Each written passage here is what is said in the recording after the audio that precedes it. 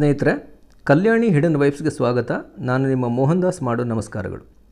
ಇಂದು ಹಲಸಿನ ಹಣ್ಣು ಹಾಗೂ ಅದರ ಅತ್ಯುತ್ತಮ ಅಂಶಗಳನ್ನು ತಿಳಿದುಕೊಳ್ಳೋಣ. ಹಲಸಿನ ಹಣ್ಣು ಅದರ ಆಕಾರ, ಅದನ್ನು ಬಗೆದಾಗ ಕಾಣುವ ಸುಂದರವಾದ ಹಳದಿ ಬಣ್ಣ ಅಥವಾ ಕೇಸರಿ ಬಣ್ಣ ಹಾಗೂ ಗಮ್ಮಂತ ಹೊರಸೂಸುವ ಸ್ವೀಟ್ ಪರಿಮಳ ಯಾವನನ್ನಾದರೂ ಆಕರ್ಷಿಸುತ್ತದೆ. ಕೆಲ ಜನರು ಕರಡಿಯಂತೆ ತಿನ್ನಲು ಮುಂದಾಗುತ್ತಾರೆ. ಕ್ರೂರ ಪ್ರಾಣಿಗಳಲ್ಲೊಂದಾದ ಕರಡಿಗೆ ಹಲಸಿನ ಹಣ್ಣೆಂದರೆ ಪಂಚಪ್ರಾಣವಾದ್ದರಿಂದ ಯಾವ ತೋಟದಲ್ಲಿದೆ ಅಂತ ಹುಡುಕಾಡಿ ಬರುತ್ತವೆ ಅಂತೆ. ವಿಚಿತ್ರವಲ್ವೇ? ಹಲಸಿನ ಹಣ್ಣು ತುಂಬಾ ಪೌಷ್ಟಿಕಾಂಶದಿಂದ ಕೂಡಿದ ಉಷ್ಣವಲಯದ ಹಣ್ಣು. ಜೊತೆಗೆ ಫೈಬರ್, ಪ್ರೋಟೀನ್, ವಿಟಮಿನ್ಗಳು, ಪ್ರಮುಖವಾಗಿ ಸಿ ಮತ್ತು BC ಒಳಗೊಂಡಿದೆ. ಮತ್ತು ಮಿನರಲ್ಗಳಾದ ಪೊಟ್ಯಾಷಿಯಂ ಮತ್ತು ಮೆಗ್ನೀಷಿಯಂ ಹೃದಯದ ಆರೋಗ್ಯವನ್ನು ಕಾಪಾಡಲು ಯಶಸ್ವಿಯಾಗಿದೆ.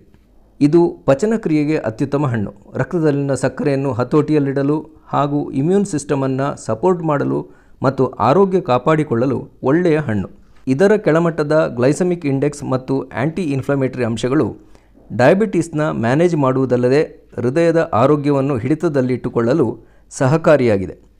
ರೋಗ ನಿರೋಧಕ ಶಕ್ತಿಯನ್ನು ಹೆಚ್ಚಿಸಲು ಫೈಬರ್ ಮತ್ತು ಆ್ಯಂಟಿ ಆಕ್ಸಿಡೆಂಟ್ಗಳ ಮಹಾಸಾರವನ್ನೇ ಒಳಗೊಂಡಿದೆ. ಆರೋಗ್ಯದ ವಿಷಯದ ಬಗ್ಗೆ ತಿಳಿದುಕೊಳ್ಬೇಕಾ? ಇದೊಂದು ಮಾರಕ ಕಾಯಿಲೆ ಆದ ಅರ್ಬುದ ರೋಗ ಅಂದರೆ ಕ್ಯಾನ್ಸರ್ ತಡೆಗಟ್ಟಲು ಸಹಕಾರಿ.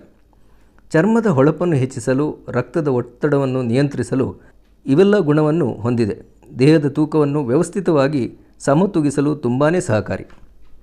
ಇದರ ರೋಗ ನಿರೋಧಕ ಶಕ್ತಿ ವಿಟಮಿನ್ C ಮತ್ತು ಆ್ಯಂಟಿ ಆಕ್ಸಿಡೆಂಟ್ಗಳಿರುವುದರಿಂದ ಸೋಂಕುಗಳ ವಿರುದ್ಧ ಹೋರಾಡುತ್ತದೆ. ರೋಗ ನಿರೋಧಕ ಶಕ್ತಿಯನ್ನು ಹೆಚ್ಚಿಸುತ್ತದೆ.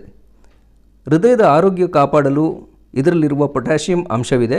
ಆದ್ದರಿಂದ ರಕ್ತದ ಒತ್ತಡವನ್ನು ನಿಯಂತ್ರಿಸಿ ಹೃದಯದ ಆರೋಗ್ಯವನ್ನು ಕಾಪಾಡಲು ಯಶಸ್ವಿಯಾಗಿದೆ. ಕ್ಯಾನ್ಸರ್ ತಡೆಗಟ್ಟುವುದು ಹೇಗೆಂದರೆ ಫೈಟೋನ್ಯೂಟ್ರಿಯೆಂಟ್ಸು, ಐಸೋಫ್ಲೆವೋನ್ಸು ಮತ್ತು ಸಫನಿನ್ಗಳು ಕ್ಯಾನ್ಸರ್ ಕೋಶಗಳ ಬೆಳವಣಿಗೆಯನ್ನು ತಡೆಗಟ್ಟಲು ಸಹಾಯ ಮಾಡುತ್ತದೆ.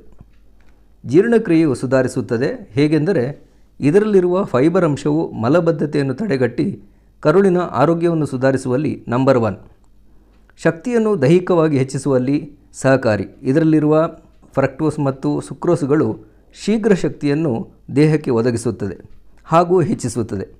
ಕಣ್ಣಿನ ಆರೋಗ್ಯವನ್ನು ಕಾಪಾಡಿಕೊಳ್ಳಲು ಈ ಹಣ್ಣು ಸಹಕಾರಿ. ಹೇಗೆಂದರೆ ಇದರಲ್ಲಿರುವ ವಿಟಮಿನ್ A ಸದಾಕಾಲ ದೃಷ್ಟಿಯ ಪ್ರಖರತೆಯನ್ನು ಹೆಚ್ಚಿಸುವಲ್ಲಿ ಮತ್ತು ಸೋಂಕು ಬಾರದಂತೆ ತಡೆಗಟ್ಟುವಲ್ಲಿ ಸಹಕಾರಿ. ಹಲಸಿನ ಹಣ್ಣು ಯಾವುದಕ್ಕೂ ಅವರವರ ಆರೋಗ್ಯ ನೋಡಿಕೊಂಡು ನಾಣ್ಣುಡಿಯಂತೆ ಅತಿಯಾದರೆ ಅಮೃತವು ವಿಷವೆಂದಿದ್ದಾರೆ.